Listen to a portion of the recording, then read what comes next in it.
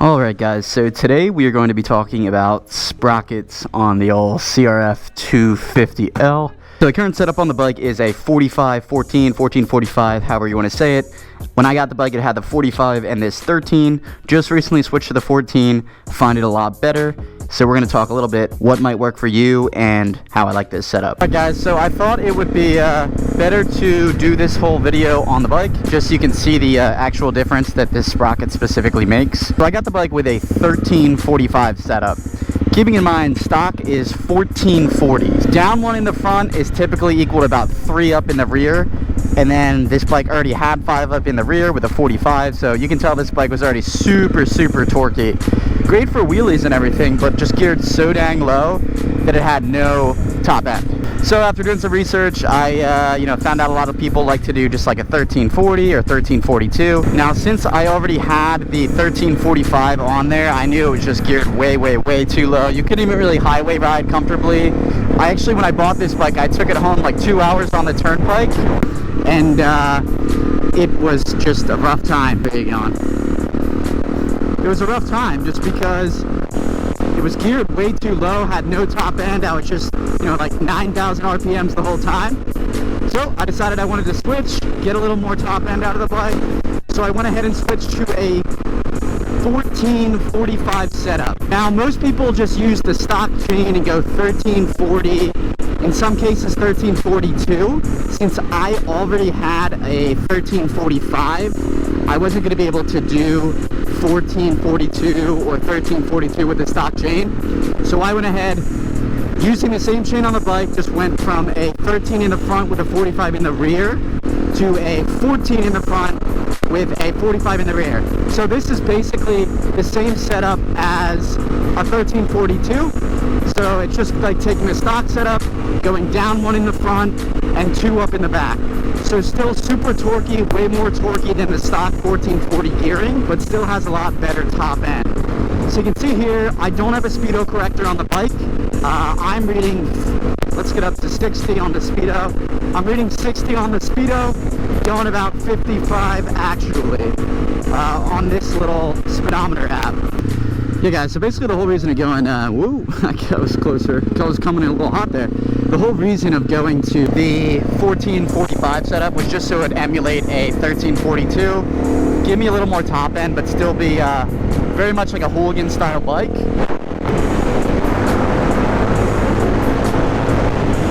So it can still wheelie pretty good, pretty easily. I think that was third geared by accident. No, bike still definitely wheelies pretty easily. Most people are able to wheelie this bike once you're at 1340. But me coming into this being used to the 1345, it's like a bit of an adjustment. I'll show you if we can still wheelie this thing.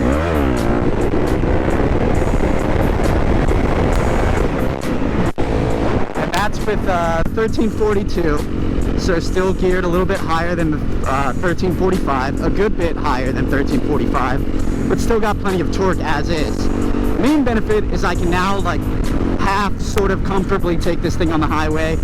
Granted, knobbies aren't ever really going to be that comfortable on the highway. Have a good bit more flexibility in terms of where I can ride.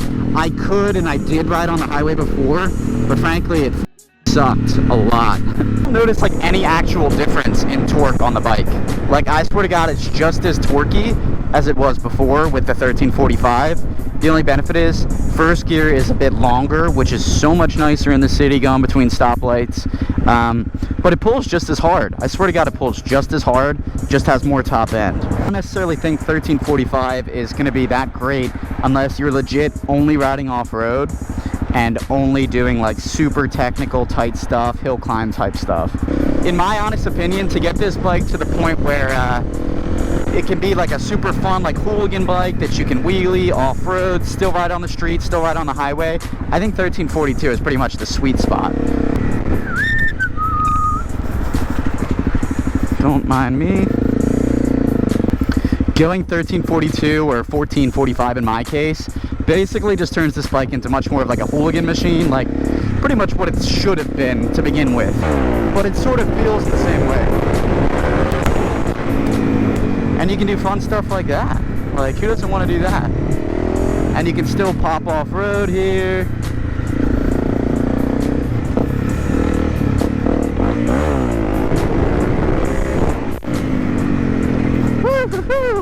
Getting squirrely there. I just think it's the best all-around setup from what I've experienced. I think going any lower in the back would just be a bit too untorquey for me. I'm not sure if I'm allowed back here or not. Wonder if I'm gonna get yelled at. He doesn't seem to care. Alright guys, wheelies aside, main point I wanted to do this video was just to show, you know, you can still hoon around off-road, wheelie, you know, do pretty much all the normal hooligan stuff on this bike, but also still ride it on the highway semi-comfortably. So I'm gonna hop on the highway right now, just going back into the city. So I think the speedo is about 12.5% off, because I don't have a speedo corrector or healer in there, but I've got the phone there.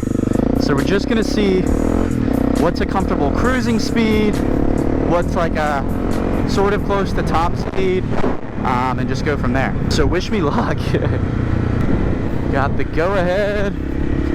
Oh yeah.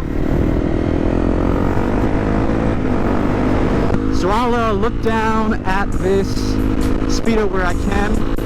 Try not to get hit by a semi-truck. There's a good amount of traffic, so I don't know how this will affect things, but right now cruising at 60.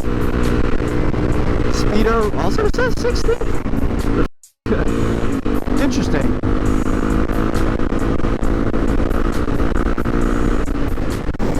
That's weird. So there's no speedo corrector on here, but speedo's showing 60, and so is the phone GPS. So that's interesting. These roads definitely aren't ideal for some top speed run type shit. Nor is the traffic. Nor is the speed limit. Alright, 60 at 60. So this literally looks correct. But yeah, we're cruising at 60. RPMs are pretty low. This is a 2015, so I don't have a tack, but I mean, this is easy. I've got pulling power in 6th gear, passing power. This is a 1445 setup. You can hop over in the right lane.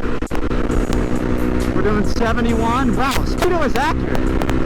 75, 76. Very windy. We're going into a headwind. How to let off for this car. We are cruising at 70, no trouble whatsoever. Literally no trouble.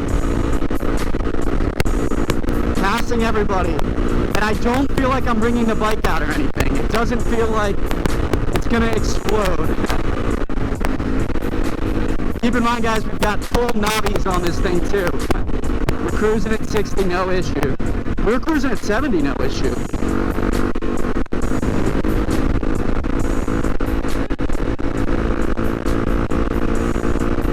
Okay, so is it the safest thing in the world?